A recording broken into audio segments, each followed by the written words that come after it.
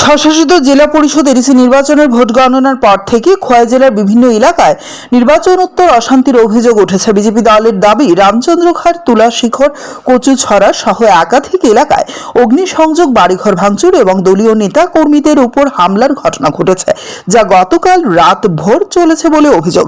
বিজেপির পক্ষ থেকে অভিযোগ তোলা হয়েছে যে এই ঘটনাগুলোর পেছনে তিপ্রামথা দলের কর্মী সমর্থকেরা জড়িত। তবে এই অভিযোগের স্বাধীনভাবে যাচাই এখনো হয়নি। পরিস্থিতির খবর পেয়ে রাজ্যের মন্ত্রী টিঙ্কু রায় ক্ষতিগ্রস্ত এলাকাগুলো পরিদর্শনে যান। তিনি আক্রান্ত পরিবারগুলোর সঙ্গে কথা বলেন এবং জানান, পুলিশ প্রশাসনের সঙ্গে আলোচনা করে কিভাবে ক্ষতিগ্রস্তদের নিরাপদে বাড়িতে ফিরিয়ে আনা যায় সে বিষয়ে উদ্যোগ নেওয়া হচ্ছে।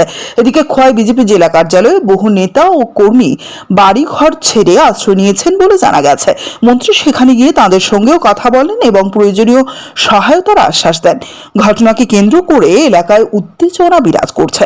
প্রশাসনের পক্ষ থেকে শান্তি শৃঙ্খলা বজায় রাখার উদ্যোগ নেওয়া হয়েছে বলে জানা গেছে। বেরোনোর পর কিছু কিছু এলাকায়, গোটা রাজ্যেই, সেটা সিপাহী জেলা বা আমাদের ওয়েস্ট ত্রিপুরা, এখানে খোয়াই, রামচন্দ্রঘাট, আশারামবাড়ি, কোলাই, চাম্পাহর, এগুলো এরিয়াতে কিছু কিছু ছোট ছোট ঘটনা ঘটেছে এবং কিছু জায়গায় বড় ঘটনাও ঘটেছে।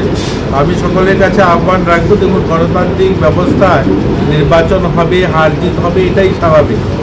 আর আমরা রাজ্যের উন্নয়নের স্বার্থে, যারা আজকে জিতেছে তারাও এই রাজ্যের উন্নয়নের কথা বলছে, আমরাও রাজ্যের উন্নয়নের কথা বলছি, আমরাও তিপ্রাসাদের ভালো করার জন্য কথা বলছি। তো আমরা চাই, দেখুন, হার জিত হয়েছে, কিন্তু কোনো ধরনের যেন ঝামেলা না হয় এবং শান্তি শৃঙ্খলা বজায় থাকে।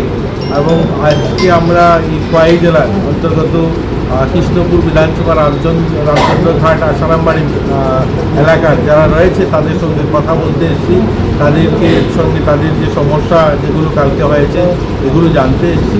তো আমি আশা করব এগুলো ঠিক হয়ে যাবে এবং প্রশাসন কাজ করছে। 1-2 দিনের মধ্যেই স্পিডলি আমার বাড়িতে সবাই থাকবে।